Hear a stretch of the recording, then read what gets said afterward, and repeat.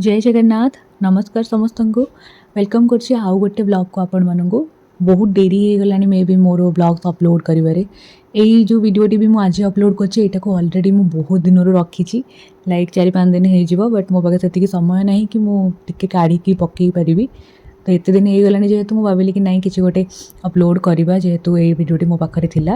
आईटा आम सका सका समस्ते मिसिकी बाहर जाइलु घटगाँ तारिणी माँ पाखक कहीं सेमती तो पूर्वदिन राति किसी प्लान नाला कारण यहाँ आम गुरुवार जाइलु हठात कहीं किसी गोटे कहती ना कि जो ठाकुर डाकरा आसो तुमको जावाक ही पड़ो आ माँ जिते डाकी डेफिनेटली से तो मना करहबनी तो समस्ते मिसिकी बाहर जाइलु आमर मंदिर अभिमुखे बाटरे गला बेलू आम तो पाखापाखि 3टा बेले बाहरी जाइलु रात 3टारू तो आमको जेहेतु नंदनकानन साइड्रु बाहर तो अप्रोक्सीमेट 3 ରୁ 4 घंटा एवं लगी जाइला एठी बाटरे बाबा माँ रहीकि चा पीवा जाइए किसी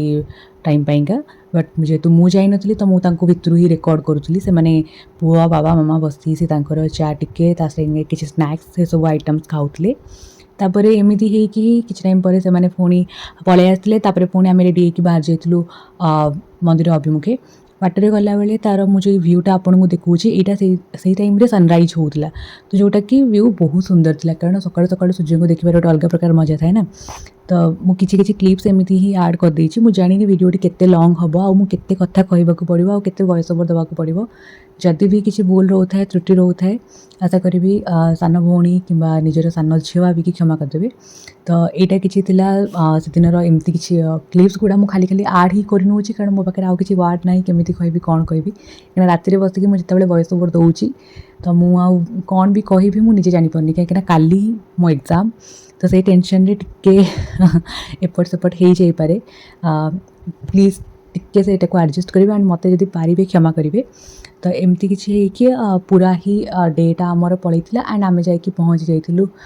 मंदिर पाखापाखि बाटरे गला बेले तो मुझे क्लिप्स ऑलरेडी ऐड कर दूची तापर आम मंदिर पाखे पहुँची भी जाइलु पहुँच सारापर यहाँ मंदिर बाहर ही बाबा गाड़ी पार्क करते एपटे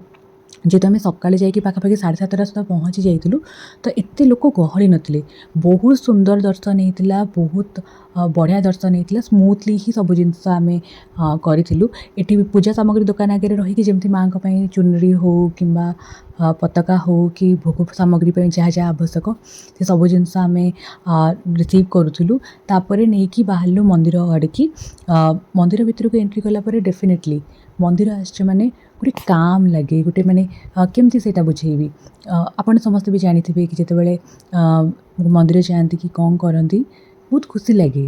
बहुत भल लगे सुंदर भी लगे कि नहीं मन को गोटे आत्मा शांति भली लगे तापर आम दर्शन सारिकी बाहर की पलि आसलु आई भितर बाबा मामा ये पुओ तांकर किछटा फोटोज क्लिक करथिला रील्स किछटा बनाउथिला